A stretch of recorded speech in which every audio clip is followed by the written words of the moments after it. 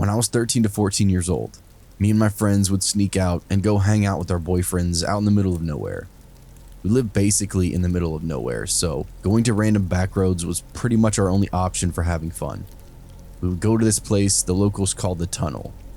It was just a dirt road with tall trees and overgrown willows on both sides. It was very secluded, so we would go there to drink beer, smoke weed, and just make out with our boyfriends.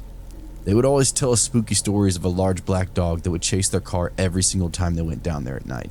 They said one time that they went there during the day and saw the dog dead and mangled on the side of the road.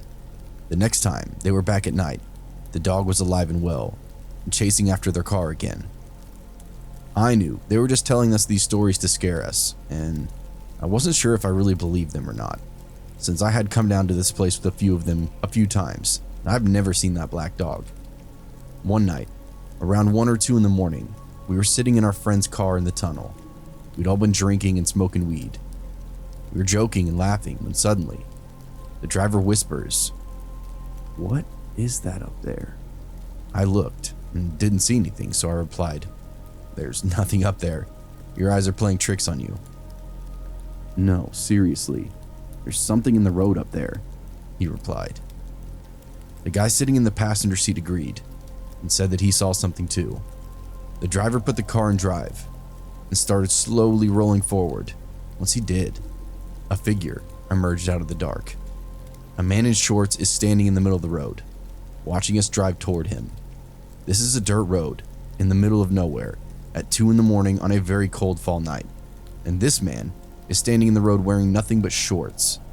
Not even shoes on, just shorts. "What the f*** is he doing?" the driver says as he pushes on the brakes and stops the car. We all stare for a moment at this man, just staring back at us. His eyes were glowing like deer's eyes do in headlights, and I've never seen anything like that before. Now we all start freaking out. The driver says, "This," and starts driving forward, fast. The man just keeps staring at us until we get about 10 feet away. Then he just calmly walks to the side of the road and vanishes. We looked around, but there was nowhere for him to go. There were 6-foot tall fences all around, with willows overgrown over the fence, making the barrier at least 10 feet tall. No human could have cleared that. I still can't explain it to this day.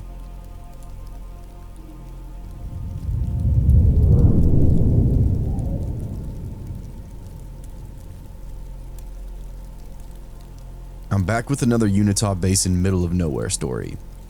When I was around 15 years old, me and my friends were driving around, going to all of the quote-unquote haunted places around the basin. It was getting close to Halloween, so as is tradition, we were all trying to scare one another. First, we went to a place called the Haunted Woods. This is an actual business, not a place in the woods. Then, we went to an abandoned hotel near the Ute Reservation. Nothing of significance happened there. We didn't see or hear anything. We're just goofing around having fun. Then, our driver said we're going to Skinwalker Ranch. I had never heard of Skinwalker Ranch, but I'd heard plenty of stories about skinwalkers. I was intrigued at first, but as we dropped down the hill back behind the property, a feeling of total dread settled on me like a heavy blanket. Everyone inside the car got more and more quiet, like they were feeling the heaviness too. "I don't think we should go here," I spoke softly. "Oh, we're going," the driver announced. "There's no moon tonight, and no flashlights allowed," he continued. "I'll just stay in the truck then. I have a really bad feeling and I don't want to go," I spoke again. "You aren't staying in my truck alone. Now get out," he said rudely. I got out of the truck and looked over at my best friend. Her face was white and her eyes were wide and round. I knew she felt the same way that I did. We shouldn't be here. The driver of the truck said that this was the back end of the huge ranch. I wouldn't have believed him that this was really Skinwalker Ranch if I didn't feel that it was in every nerve ending in my body. He walked over to an ancient post and pole fence, undid the loop wire, holding up a small gate, and laid it on the ground. There was an overgrown 2-track road leading up into the darkness where we followed as he led us up. This horrible feeling of dread was almost overwhelming. Felt like I was going to be sick. I wanted to go running back to the truck, but I had a deep fear that something was going to pounce the moment I left the safety of the group. We weren't laughing and joking here. That heaviness was weighing on all of us, and we all walked silently through the dark. As we walked, I tried to keep my eyes on my feet, but I would occasionally glance to either side of the two-track road. Each time I did, I would see a huge black mass out in the tall grass. I told myself it was just a cow, but each time I looked, it was the same spot off to the left, following our journey to the old homestead. Finally, the driver and the leader of our foolish expedition stopped and said that we were almost to the old homestead. He also said we needed to stay quiet in case the owners were around. As he turned to start walking again, a growl leapt from the darkness and he stopped and took a step back. He was no longer the fearless leader. His voice shook as he told us it was time to head back to the truck. We walked a little ways back, and then one of our group said they needed to use the bathroom, so we stopped by a small stream running along the south end of the property. I was smoking and talking to one of my friends, telling them how relieved I was that we were leaving. I glanced down at the stream, and at the same time my friend did, we both saw a black figure emerging from the water. It was not a cow. It was not a coyote. It looked like a too skinny and too tall man. We both screamed and ran back to the road. This was the last straw for everyone, and we all ran back the entire way to the truck. Now I know that's eerie, and also kind of uneventful, but have no fear, my story isn't over yet. A few months later, this adventure had slowly left my mind, and I'd started to convince myself that the figure in the darkness was just a cow, or probably it was just the dark running water playing tricks on my eyes, making me see things emerging from the water that weren't really there. My best friend had come over to my house to sit outside, bullshit, and smoke cigarettes. We did this pretty frequently. Like I said in my last story, we lived in the middle of nowhere, so dumb things like this were about as much fun as we could have.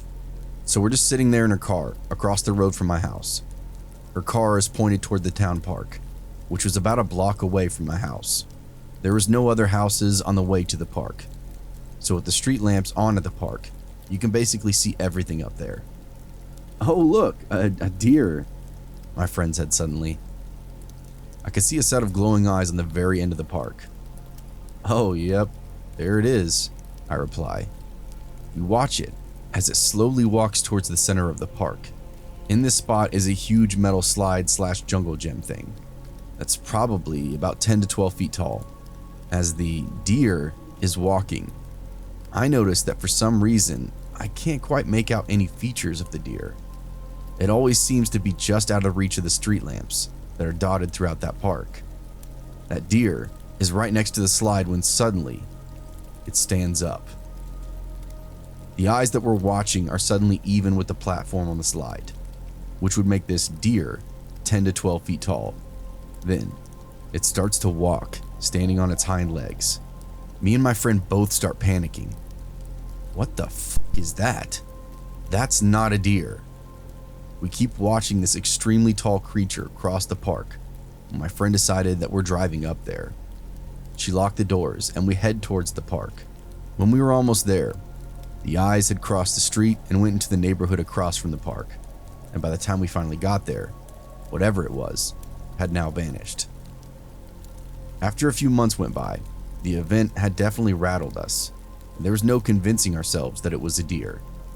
Deer do not walk on their hind legs, and they are not 10 feet tall. One night, I'm at that same friend's house, and that friend lives smack dab in the middle of a huge farmland. All around her were pastures. It was very peaceful most of the time. We had spent that night watching movies and just hanging out. I went out and started my car, and we were smoking together on her porch before I was about to leave. We were just chatting, when suddenly, her eyes leave my face and look behind me, and her eyes grew wide. I turn around to see two glowing red eyes just past the fence into her neighbor's pasture. "What the f*** is that?" I manage to squeak out. "I don't know," she whispers back. The eyes remained fixed on us for about 30 seconds, then turned to the left, blinked, and vanished. We both immediately ran back into the house, and I didn't dare go home for another 45 minutes. If my car hadn't already been started, I probably wouldn't have left at all. A couple of years after these events, I was speaking with a Ute tribal member that I worked with. and she said something that gives me goosebumps to this day. She told me, "It isn't what's on the ranch that you should be afraid of. It's what follows you when you leave." I am convinced that something followed us back from Skinwalker Ranch, and those terrifying events was something warning us to never go back. I never did, and I never will.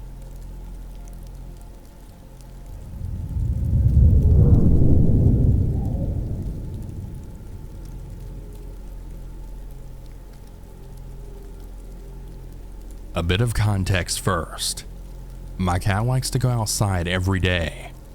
In the morning, he follows us to the door, takes the elevator down with us, then goes about his day outside until we bring him back home again in the evening. Now, my cat isn't the most punctual guy, so it's pretty common for him to stay much later in the neighborhood, sometimes well into the night or for several days, or he gets bored and doesn't play for more than 2 hours and wants to get back inside. The problem is that we're not home, so he just has to wait. My family and I live in an apartment on the first floor, so my cat's solution is to sit under one of our balconies and meow at the top of his lungs to get our attention. When we're home, it works perfectly fine, but when we're not, it's a lot less effective. So our solution was to gently ask our neighbors that have the key to our apartment to bring him up so he doesn't have to wait outside all day. Those that don't have the key sometimes let him inside the building so he's not literally outside. For example, when it's raining. Our apartment is a bit special because it's bigger than the others, so to get inside there are 2 ways when you get into the main hall. 1. Take the stairs to the left and open the door that has 2 locks. 2. Use the elevator with the special key that goes directly inside our apartment, and the door only has 1 lock. The cat used the second option, and me too, cause we're both lazy. But when the neighbors that don't have the key let him inside the building, he goes up the stairs and waits. Since I usually use the elevator from the parking, 2 floors below, that means I don't see him waiting in the hall, and he meows outside the door to get me to open up for him, or my dad and mom. All around we have our habits with my parents and neighbors, and it works fairly well. Now you know how everything goes with my little guy. Anyway, here's what happened a while ago. My parents like the outdoors very much, so I'm usually left alone in the weekends. Generally, it means taking care of the chores and inviting my friends over so we can have the apartment to ourselves, which is pretty nice. This time I was alone. It was late, 11 p.m.-ish, and I was just chilling in the living room before hearing meowing over the sound of the TV. Someone let my cat in the building, and he's waiting outside the door. I took my keys, and I started opening the first lock. I don't know about other pet owners, but I know that my cat meows by heart. It's kind of a rising meow that's very high-pitched and very cute at the same time, and that also has a specific rhythm because I've been hearing it nearly every day for 5 years. So I stopped. The noise isn't what it usually is. It's too deep and just off. This isn't my cat outside my door, and he's the only cat around that knows he has to wait by the door and scream to be let inside. By that point, I'd stopped halfway through opening the door, and I waited to hear him again, and I noticed scratching. My cat never scratches that door. At that point, I'm super weirded out by the situation, but the meowing is getting super loud, and I didn't want the neighbors to be woken up. So I continued with my key, but suddenly, I hear another noise that freaked me out. A cough. For the record, I'm not a very cautious person, and in my whole 21 years of living in this apartment, I must have looked in the peephole a total of maybe 5 times, but a small part of my brain told me to do it that night, and thank God it did. So I let go of my keys, and I put my eye against the door, and I saw it. A man standing there, fucking meowing in front of my door. To say that I was terrified is really an understatement, but my heart stopped. I just stood there petrified for what felt like an hour. I don't really know how long it took for me to move again, but eventually my body just took over, I guess. I did what you'd expect, ran for my phone, stood in the corner of the living room, and I called the police. By the time they came, there was nobody in front of the door. I can't even remember when the meowing stopped, and they just took my testimony before telling me to be cautious, and then they left. To this day, I still don't know what the meowing guy wanted. I'm not sure I want to anyway. I also don't know how he got inside the building, since you need a key to access it, and also how he knew that I would open the door if he imitated my cat in front of it. At least I will be careful from now on. And my cat eventually came back since then. He's actually sleeping in my bed as I write this.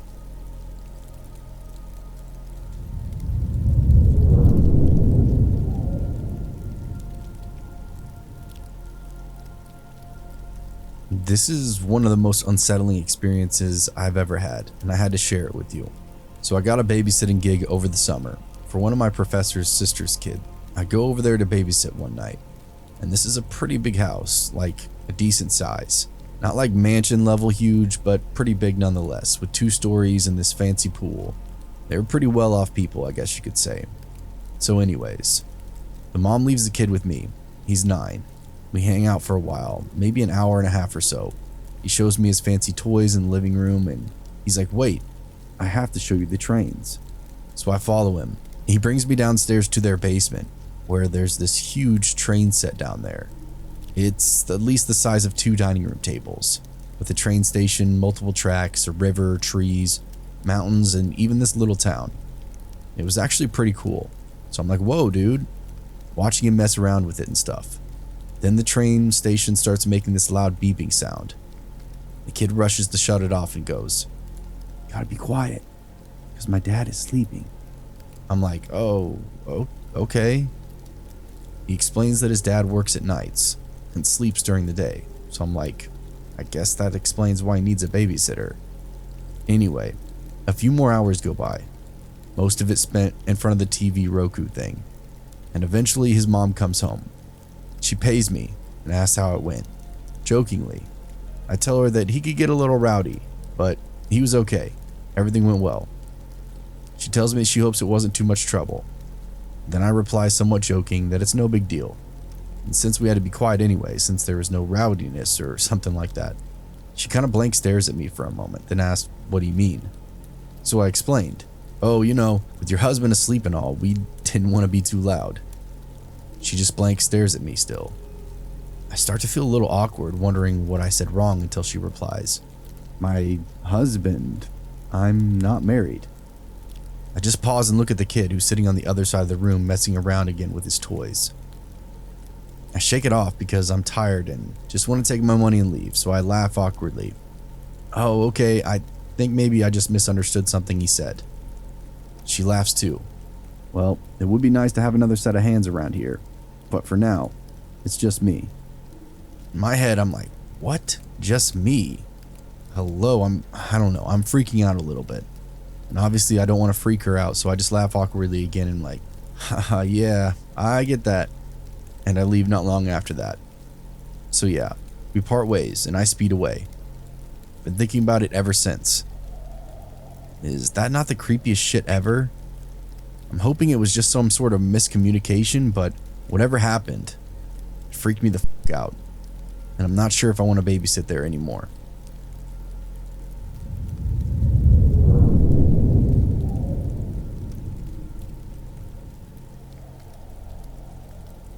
This night occurred about 7 years ago on my way home from my parents. I was 22, young and naive and well, just dumb. I moved into my first apartment, the first of my family to move away from our sleepy old train town that I grew up in. So I went home every Sunday to visit with the family, but mostly to do laundry and eat Sunday dinner. I live about 45 to 60 minutes up the highway, so I generally headed home by 6. On this night in particular, there was a summer's thunderstorm that had been pouring down rain relentlessly all day long. My cousins dropped in just as I was packing up to leave after dinner, so I ended up sticking around for a few more hours just to visit. I left my mom's around 10 p.m. in the pouring rain, and this was the first time after moving from home that I encountered something that truly scared me. I don't know why I never told anybody about this, I think it had to do with my pride. Everyone always gives me trouble about living alone as a single female, in a newish area anyway. So here it goes. I left my parents around 10 p.m. in the pouring rain. Side note, I hate driving in the rain. So I'm driving down the service road that leads out of town and eventually turns into the on-ramp to the highway. As you're leaving town, the service road turned into a one lane right in front of this quarry train loading station thing. I'm not really clear on what that place is, but it always gave me the creeps. If you're unfortunate enough to pass through there when a train is crossing the road, you'll be stuck there for a while. Once the road passes the tracks, it turns back into 2 lanes and goes up a steep hill. As I'm approaching the quarry, I can make out an orange light on a red cab 18-wheeler sitting in the quarry parking lot. Mind you, it's pouring rain. Visibility is low, so I can't make out the trucker until I'm pretty close to him. As soon as I can make out that it was a trucker, it pulls onto the road. I had to slam on my brakes to avoid hitting the trailer on the back of the truck. I skid around the road until I regained control of my car. So now, I'm stuck behind this dummy that just pulled out without paying any attention. I keep my distance behind him because I'm a little flustered. For the record, my headlights were on, so if he'd been paying attention, he should have been able to see me. Honestly, with the heavy rain and low visibility, who knows? So I'm behind this guy as we cross the tracks and begin to climb up that steep hill. Despite it turning into 2 lanes on the hill, he's driving right up the middle of the 2 lanes. I figured he didn't realize he was in 2 lanes, so I just putter along behind him, keeping my distance. As soon as he finally reached the peak of the hill and the road began to level out, he moves over to the right lane. Yes, finally. So I move over and begin to pass him. As soon as I get past the front of the truck, he swerves behind me quite abruptly and begins flashing his high beams at me. Usually, when someone flashes their lights behind you, or in our area anyway, it means to turn your lights on. But mine were already on. I checked as soon as he started flashing me again. Weirded out, I put my blinker on and safely changed lanes to get out of his way. He follows my lane change and begins laying on his horn. He honked 3 or 4 times at me, and it startled me, and I began to get a lot more flustered. The hell did this guy want? I moved out of his way. My headlights are on. So why didn't I just speed up and zip away, you might be asking? Well, I grew up in this area, and it had been raining heavily all day, and I know that that service road floods a little, especially in the heavy rain, both on the shoulders and in the random spots in the middle of the road. It's a small Midwestern town. Our roads are shitty. I had already skidded and nearly wrecked once. I wasn't about to floor it on this bumpy service road that floods and risk wrecking again. There's nothing between that quarry and the highway, only about 4 or 5 miles of wooded area. If I wrecked, it would have just been him and me. So this went on for the next 4 to 5 miles to the highway. He began tailgating me in addition to the high beams and honking. Once the tailgating began, I was in tears. I still don't know what this guy wants from me. I'm trying to stay out of his way and get home safely. That's all I wanted. I changed lanes 2 more times, making it 3 total now. He continued to follow me from lane to lane. As we approached the highway, I floored it. He couldn't accelerate quickly enough to keep up, and I lost him, thankfully. As soon as I realized I'd lost him, and I'm safe on the highway, I just lose it. It was a hysterical wreck. There's only one exit after getting on the highway to stop in the small town that runs through it. After that, it's all woods for a good 30 minutes. Just thought about getting off of that exit just to calm down and pull it together. But I wanted to go home, so I sped right past it. I should have stopped. Once the city was no longer visible in my rearview mirror, it was much more calm. I managed to scramble my cell phone out of my purse and put it in my lap just in case. The rain led up to a drizzle the further I went, but I was still pretty on edge. There weren't many other cars on the highway, and the majority of them were just truckers.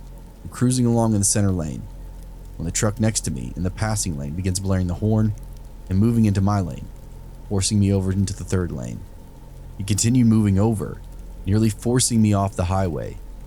I sped up and changed lanes right in front of him so that I'm back in the center lane. Slow down so I'm in the line with the front cab. I double-click the home button on my phone and roll down my window. I start taking pictures of the cabbie. I think the flashes made him realize what I was doing, and he began slowing down until he was behind me again. Got a lot of pictures. I sped up and lost sight of him. I was satisfied that I managed to get a few pictures, but I was just so angry at this point. I pull over onto the shoulder of the highway and just wait for him. I wanted to get behind him so I could get a picture of the license plate and report this asshole. Sadly, he was on to me, for sure. I noticed headlights behind me. It was a long way back, but behind me nonetheless, on the shoulder of the highway. I waited, keeping an eye on the trucks passing me just to be sure I didn't miss him.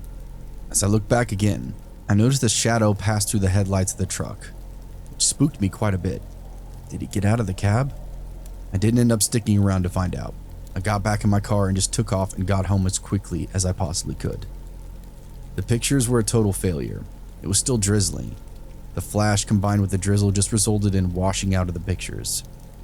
I could see the red cab, but no matter what filters I used, there was no making out exactly what the cab said. Red cab trucker, you're the reason I have a dash cam in my car. It's not meet again.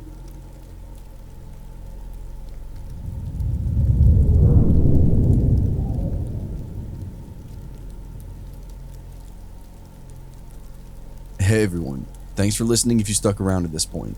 If you haven't yet, please hit the like button, the subscribe button, and that notification bell to be notified when future episodes come out.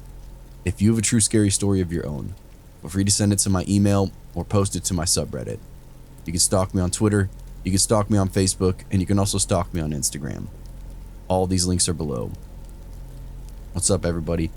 Hope you enjoyed this episode. I was actually feeling pretty what do you want to call it, productive this week, so there's actually going to be 3 total episodes coming out this week instead of 2. Big shout out, huge shout out to Southern Cannibal for coming on this episode and helping me with the story. I've listened to this dude for a long time, and he's one of those top tier dudes and one top tier narrators in the community that I've looked up to and listened to for a while, so it's another milestone, big deal, bucket list shit for me to cross off to have him come on here and read a story for you all alongside of me. So yeah, pretty big deal. Thank you again, man. I appreciate you very much, and I look forward to working with you more in the future. The new Zelda game came out today, so that's what I'm doing the rest of the weekend for sure, and probably having a couple of drinks, having a good time. I hope you all have a great weekend. Enjoy it, have fun, do some whatever. I don't even know what the hell I'm trying to say, but yeah. Also, another episode coming out on Sunday like normally, and on that schedule now. This one's going to be a giant collaboration with a bunch of narrators that I have been putting together for a month or 2 now, and I'm finally getting around to getting everybody's story. Gonna put it out Sunday. That'll be out, not sure what time, but look out for that. And I'll see you again Sunday, and then I'll see you again next Wednesday when I figure out what the hell theme I'm going to do for that. So yeah, I love you all. Stay happy, stay healthy, stay free, stay, I don't know. Live, love, laugh. How about that? All right. Yeah. Yeah. I love y'all.